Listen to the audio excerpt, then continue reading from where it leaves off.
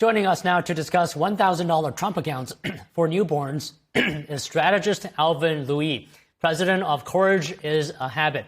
So good afternoon to you, Alvin. So you say these accounts will encourage more Americans to emphasize generational wealth. Why is that important today? Well, America is built on being able to give your children more than you have. That's the American dream beyond anything else, whether you're coming here legally as immigrants or you're born here, the ability to give your children more so that they don't have to start in the same place that you do is the core of the American dream. So this program is fantastic if you are looking at America as a place of opportunity, not as a place that is systemically oppressive, which is what they're teaching kids in school. Can we get your analysis on how impactful these $1,000 accounts will be? Absolutely, because it's giving a kid a start that a lot of families may not be able to, but it also puts the onus on the families that now that you have this start, that you have to keep it going, and you have to develop things that create this generational wealth, like delayed gratifications, planning, not living for the short term, things of that nature. And this program encourages families so that the child can hold on to that money and not spend it frivolously. It encourages them to hold on to it to at least 30, because at 30 you still get taxed like as a taxable income, but you can take it out for any reason. If you take it out before that, then there's going to be heavier penalties and tax. Or you can hold on to it until you're 59 and a half, because then it turns into an IRA. And it just helps Americans save, because we hear that Americans don't save. There's so many Americans don't have any savings.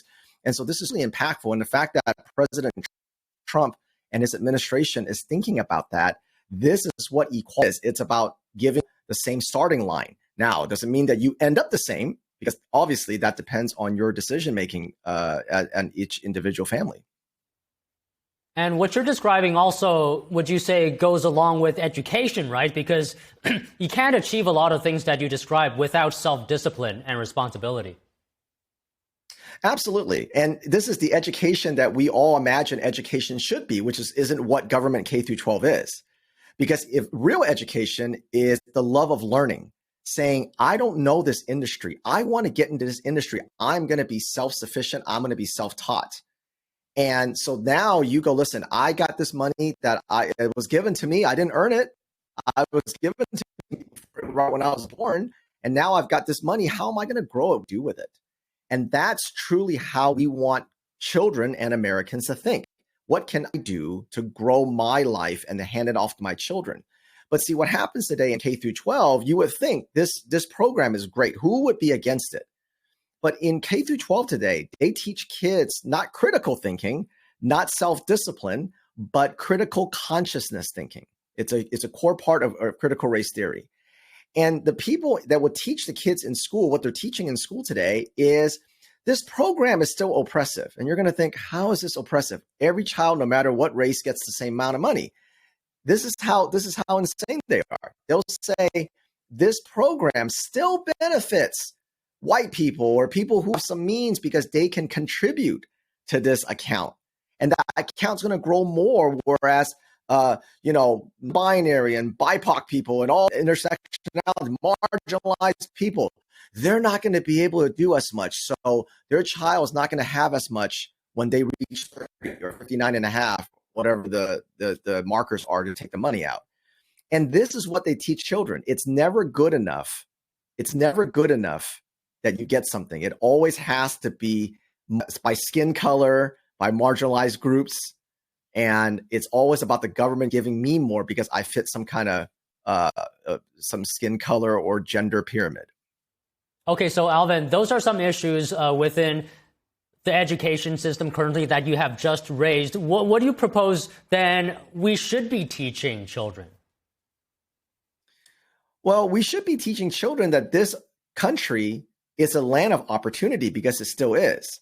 And that it doesn't matter what your skin color is. It doesn't matter where you come from, that if you want to work hard and you have self-discipline and you have delayed gratification, you are going to be successful in this country. It's just, it's not the speed maybe in which you want to be successful, because everybody is going to be successful at different rates. But this is what you should be teaching children in schools. It's about banking. It's about credit scores. It's about how to finance, how to start a business. But they don't teach any of that in school. They don't even teach that in college. And so what they set up children for is a life of being a social justice activist, so that even when President Trump is literally giving you money for you to be able to just forget about it, you can just put that away and don't even tell your children about it. But that's not how they look at it. They always look at what can you give me today? And this is that reparation mindset. And it's the opposite of what you should be teaching children in school. It's not about that. What can the government do for me? How can government take care of me? Is how can I use the brain and the two hands and the 2 feet and the heart and the lungs that God gave me? And how can I use that to, even if you don't have this esoteric, like better society and change the world, how do I make my life better? At the very least, how do I make my children's life and my grandchildren's life better? And he's giving everybody that opportunity. He's giving them the opportunity, and they're still going to complain, because when you're looking at things through the Marxist lens, nothing's ever good enough unless it's taken from someone else to give to you. Okay, so Alvin, you raised a word earlier, and that is immediate gratification. So I don't know if this exemplifies this idea. If you look at the ballooning national debt and personal debt levels, perhaps we can say it's clear that people are thinking more about the here and now rather than the future. How do we change this mentality or limit this kind of thinking of immediate gratification? Well, it really starts with that critical consciousness thinking that I was talking about when I first got on. You cannot have delayed gratification if you're always looking at self.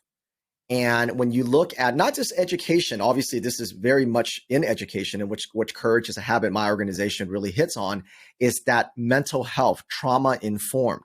But that bleeds out of education. Anytime even life throws you a little bit of challenge, everybody's running to therapy. Everything is about mental health. Everything's about a safe space, holding space. I need to be seen. I need to be heard.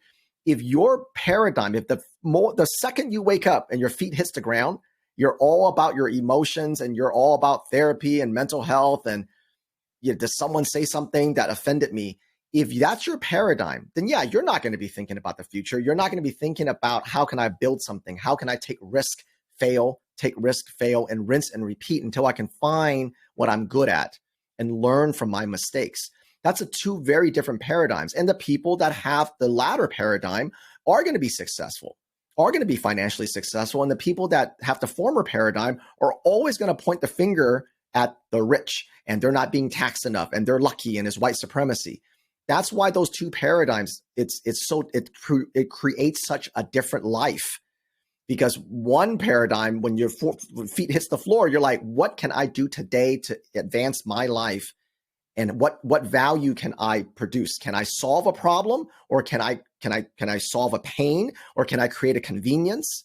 What can I do so that I can be a value, and then that value is going to turn into money? Or who's going to offend me today?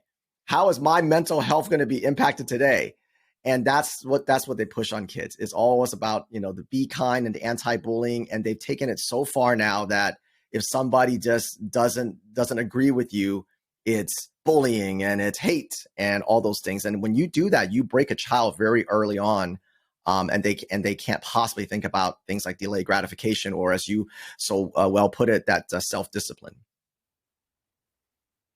Okay, so Alvin, just one final question here. And obviously, you're very much an expert in the subject that we're discussing today. So I'm wondering if you could just distill all that knowledge that you have down to, one important advice to give to people who may be struggling, whether financially or in other aspects of their life, to become successful. What would that message be? The message is you're only one generation away from changing the destiny of your bloodline. And it's up to you. Nobody's stopping you. There's no boogeyman. There's no systemic racism. There's no systemic this and that. And if that's what you're being told, then yeah, you're going to be a failure. That's just the hard, honest truth. But the best advice I can give parents is make sure that your children understand that that they are only one generation away from changing the destiny of their bloodline. And it doesn't matter where they come from. And don't ever let them tell your children that the nonsense like white supremacy exists, because it simply flat out doesn't. Well, okay, Alvin, it was such a pleasure to speak with you today. Thank you for giving us your time. Hey, thank you. I appreciate it.